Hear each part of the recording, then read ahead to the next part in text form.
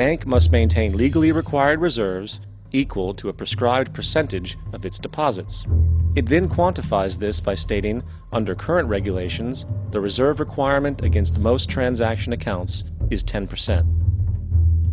This means that with a $10 billion deposit, 10% or $1 billion is held as the required reserve, while the other $9 billion is considered an excessive reserve and can be used as the basis for new loans. Now, it is logical to assume that this $9 billion is literally coming out of the existing $10 billion deposit. However, this is actually not the case. What really happens is that the $9 billion is simply created out of thin air on top of the existing $10 billion deposit. This is how the money supply is expanded. As stated in modern money mechanics, of course they, the banks, do not really pay out loans from the money they receive as deposits. If they did this, no additional money would be created. What they do when they make loans is to accept promissory notes, loan contracts, in exchange for credits, money, to the borrower's transaction accounts. In other words, the $9 billion can be created out of nothing simply because there is a demand for such a loan and that there is a $10 billion deposit to satisfy the reserve requirements. Now, let's assume that somebody walks into this bank and borrows the newly available $9 billion. They will then most likely take that money and deposit it into their own bank account. The process then repeats, for that deposit becomes part of the bank's reserves. 10% is isolated, and in turn 90% of the $9 billion, or $8.1 billion, is now available as newly created money for more loans. And, of course, that 8.1 can be loaned out and redeposited, creating an additional 7.2 billion, to 6.5 billion, to 5.9 billion, etc. This deposit money creation loan cycle can technically go on to infinity. The average mathematical result is that about $90 billion can be created on top of the original 10 billion. In other words, for every deposit that ever occurs in the banking system, about 9 times that amount can be created out of thin air. Money jitters? Ask the obliging Bank of America for a jar of soothing instant money, M-O-N-E-Y, in the form of a convenient personal loan. So, now that we understand how money is created by this fractional reserve banking system, a logical yet elusive question might come to mind. What is actually giving this newly created money value? The answer? The money that already exists. The new money essentially steals value from the existing money supply. For the total pool of money is being increased irrespective to demand for goods and services. And as supply and demand finds equilibrium, prices rise, diminishing the purchasing power of each individual dollar. This is generally referred to as inflation, and inflation is essentially a hidden tax on the public. What is the advice that you generally get? And that is, inflate the currency. They don't say debase the currency. They don't say devalue the currency. They don't say cheat the people who are saved. They say lower the interest rates. The real deception is when we distort the value of money. When we create money out of thin air, we have no savings, and yet there's so-called capital. So my question boils down to this: how in the world can we expect to solve the problems of inflation, that is, the increase in the supply of money, with more inflation? Of course, it can't. The fractional reserve system of monetary expansion is inherently inflationary. For the act of expanding the money supply, without there being a proportional expansion of goods and services in the economy, will always debase a currency. In fact, a quick glance at the historical values of the US dollar versus the money supply reflects this point definitively, for the inverse relationship is obvious. $1 in 1913 required $21.60 in 2007 to match value. That is a 96% devaluation since the Federal Reserve came into existence.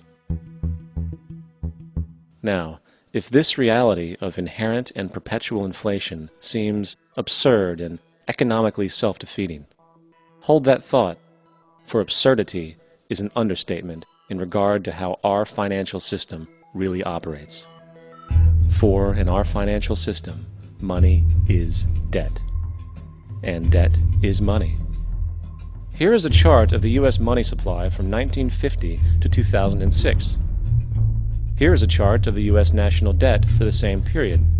How interesting it is that the trends are virtually the same. For the more money there is, the more debt there is. The more debt there is, the more money there is. To put it a different way, every single dollar in your wallet is owed to somebody by somebody. For remember, the only way the money can come into existence is from loans. Therefore, if everyone in the country were able to pay off all debts, including the government, there would not be $1 in circulation.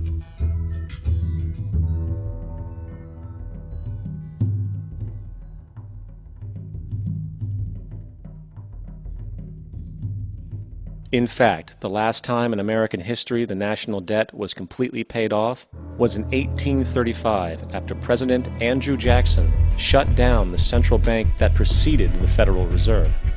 In fact, Jackson's entire political platform essentially revolved around his commitment to shut down the central bank, stating at one point, "The bold efforts the present bank has made to control the government are but premonitions of the fate that awaits the American people should they be deluded into a perpetuation of this institution or the establishment of another like it."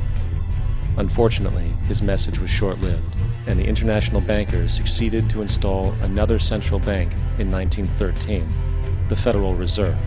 And as long as this institution exists, perpetual debt is guaranteed. Now, so far we have discussed the reality that money is created out of debt, through loans. These loans are based on a bank's reserves, and reserves are derived from deposits. And through this fractional reserve system, any one deposit can create 9 times its original value, in turn debasing the existing money supply, raising prices in society. And since all this money is created out of debt and circulated randomly through commerce, people become detached from their original debt, and a disequilibrium exists where people are forced to compete for labor in order to pull enough money out of the money supply to cover their costs of living. As dysfunctional and backwards as all of this might seem, there is still one thing we have omitted from this equation. And it is this element of the structure which reveals the truly fraudulent nature of the system itself: the application of interest.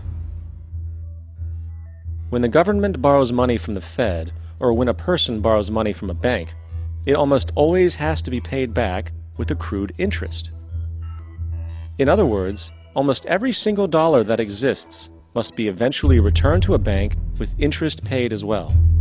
But if all money is borrowed from the central bank and is expanded by commercial banks through loans, only what would be referred to as the principal is being created in the money supply.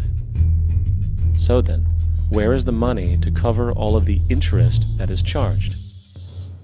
Nowhere. It doesn't exist. The ramifications of this are staggering, for the amount of money owed back to the banks will always exceed the amount of money that is available in circulation. This is why inflation is a constant in the economy, for new money is always needed to help cover the perpetual deficit built into the system, caused by the need to pay the interest. What this also means is that mathematically, defaults and bankruptcy are literally built into the system, and there will always be poor pockets of society that get the short end of the stick. An analogy would be a game of musical chairs, for once the music stops, somebody is left out to dry. And that's the point. It invariably transfers true wealth from the individual to the banks. For if you are unable to pay for your mortgage, they will take your property. This is particularly enraging when you realize that not only is such a default inevitable due to the fractional reserve practice, but also because of the fact that the money that the bank loaned to you didn't even legally exist in the first place. In 1969, there was a Minnesota court case involving a man named Jerome Daly, who was challenging the foreclosure of his home by the bank which provided the loan to purchase it. His argument was that the mortgage contract required both parties, being he and the bank, each put up a legitimate form of property for the exchange. In legal language, this is called consideration.